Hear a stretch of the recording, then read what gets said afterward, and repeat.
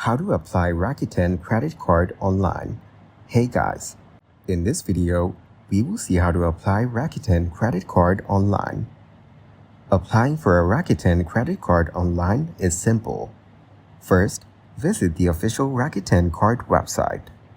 Now look for the Apply Now button and click on it. You will need to create a Rakuten account if you don't already have one.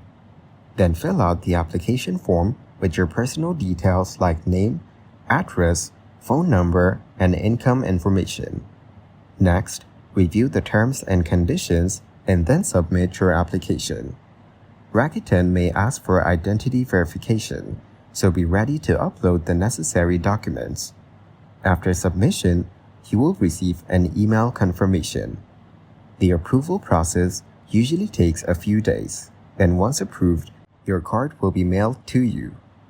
You can track the status on the Rakuten website. Once you get the card, activate it and start using it for purchases. Thank you guys so much for watching.